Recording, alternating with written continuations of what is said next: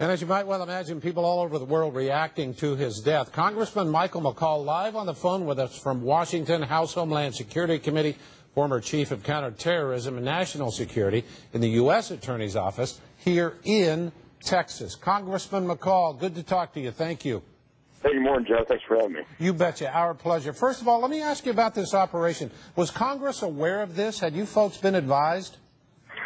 No, this was a very tightly held mission, as you can imagine, probably one of the highest classifications out there. And but I will say that the way our military conducted themselves is just astounding. And I'm very, very proud of the mission they accomplished. It's a great victory not only for the United States but the world in taking out the top general, if you will. And you know, it's just it's a great victory. I will caution, though, I do think that we don't want to see him become larger in death than he was in life. And there is concern about what's going to be the reaction of the jihad world to this news. So all of our presence around the world is on a very high state of alert right now. Well, Congressman, as you might well imagine, we're already hearing from the conspiracy theorists that say, hey, we don't have any proof because we haven't seen his body. Well, we have the photographs. The DNA testing was positive. The body was buried at sea for a couple of reasons. I think one, so that there would not be a memorial or a shrine made to him, and also in accordance with the Muslim customs that within 24 hours the body be taken care of. But yeah, you're right. I think you're going to see that. The fact that he was able to live in this compound and begin strengthening this compound near Islamabad, what will that do to our relations with the Pakistanis? Well, it's already been strained. They came out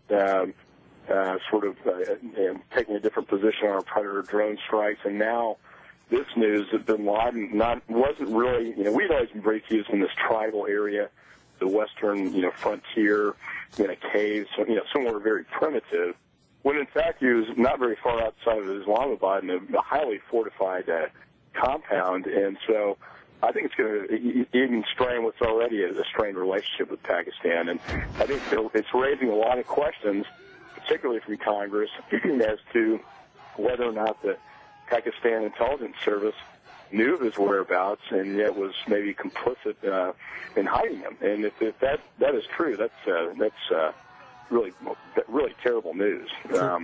They do have a tendency to play both sides of the fence, so it wouldn't totally surprise me if they were, involved in some way in this. True.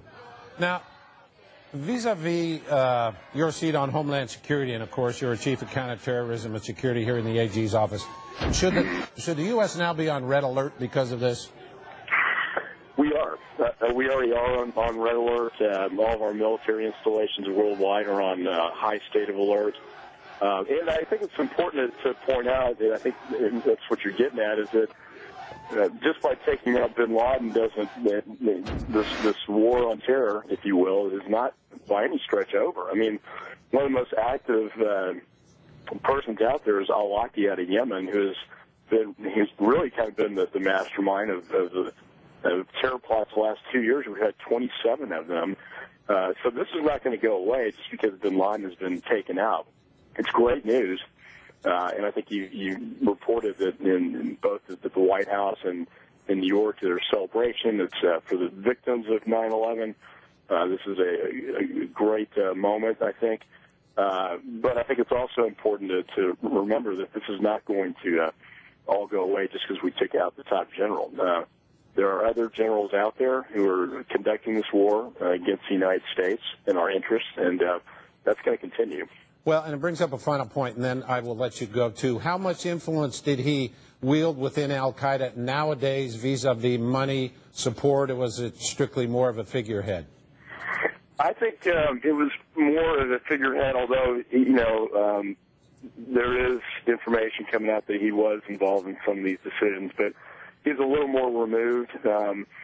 We were able to actually capture him and get the intelligence.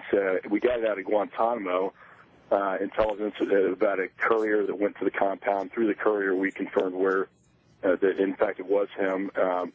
But I think that he was probably more of a figurehead in the last couple of years, and like I said, al-Awlaki was more of an active player in these terrorist plots. And so we got him, but I think again, you're going to. My concern again is they make him larger in death than he was in life, and create a martyr out of him. And the response from the jihad world in the next couple of days is going to be really interesting to watch, and I hope we don't see any attacks come out of this. True. Congressman Michael McCaul, he is in D.C. on the phone with us. Congressman, we appreciate it. Thank you. Okay, thank you, Joe. Appreciate it. You bet. And Justin, this morning.